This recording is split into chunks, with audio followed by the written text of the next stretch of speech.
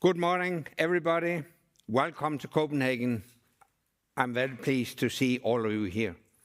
And now it's my pleasure and my honor to welcome our first speaker today, the Danish Prime Minister, Mette Frederiksen.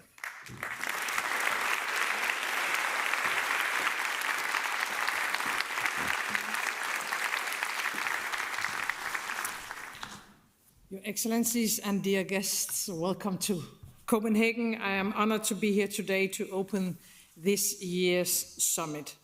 And thank you, Anders Fogh Rasmussen, former Prime Minister of Denmark, former NATO Secretary General, for your tireless work to build democratic alliances worldwide. Once we thought the idea of democracy was like water. When it rained, small streams would form, small streams that would turn to larger streams, that would become rivers, and eventually they would be one great democratic lake. We believed so much in the benefits of democracy that we were blind to those who saw the world differently, those who wished to harm us.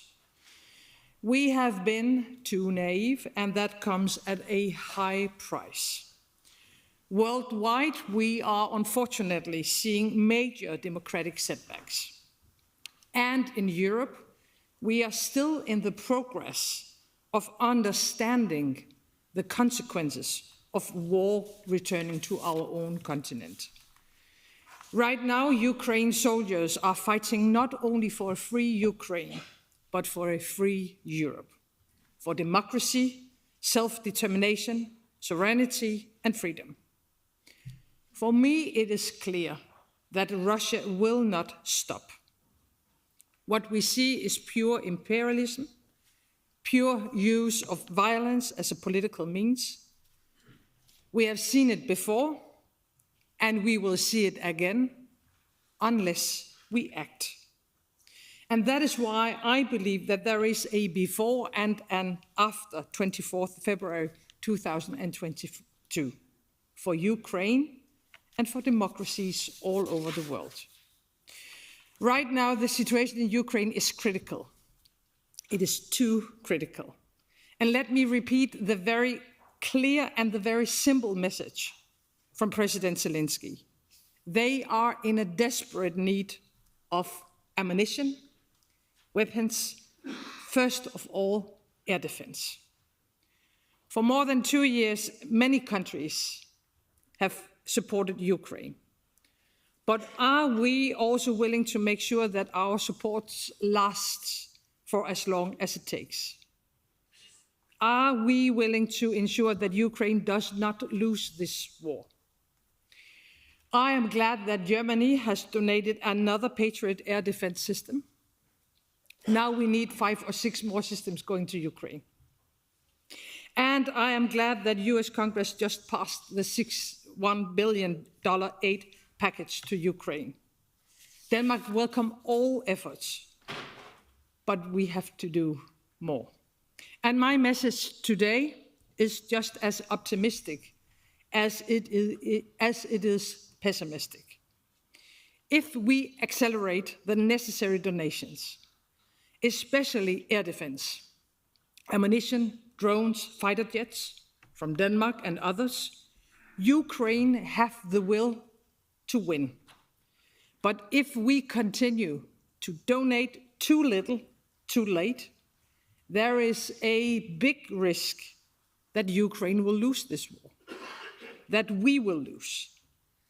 And yes, it is quite clear that you cannot win peace with a war. But it is also very obvious that a country cannot defend itself with words alone. And Ukraine can only prevail if we once again speed up donations. As you all know, in the recent weeks, the city of Kharkiv have been heavily bombed again.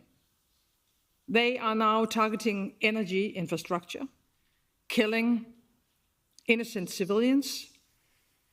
I think Putin's mission seems clear: to make the life unbearable for the people in Ukraine. So they one day will give up fighting. Russia tries to break the soul of the country. Putin and Russia is trying to make Ukraine give up, to make Europe give up. And at the same time, Russia is in the middle of destabilizing many other regions. Look at Sahel in Africa. Look at Syria, Middle East. They're working more closely together with North Korea and Iran. We are now seeing a number of Russian hybrid operations on NATO soil, sabotage, cyber attacks, electronic disruptions, disinformation, to put pressure on all of us. This is, of course, extremely concerning. And let me be absolutely clear. It will have absolutely no effect that Putin is hoping for. We are not going to stop our support to Ukraine. Instead of that, we have to warn our own populations. We have a powerful neighbor that does not want anything good for us. Russia does not seek peace. All this aside, every single day, Ukraine is moving closer to NATO and to the European Union. I think it is impressive how Ukraine reforms and adapts to the European Union despite being in the middle of a war. Ukraine belongs to our transatlantic family, and it is our finest job to support Ukraine all the way.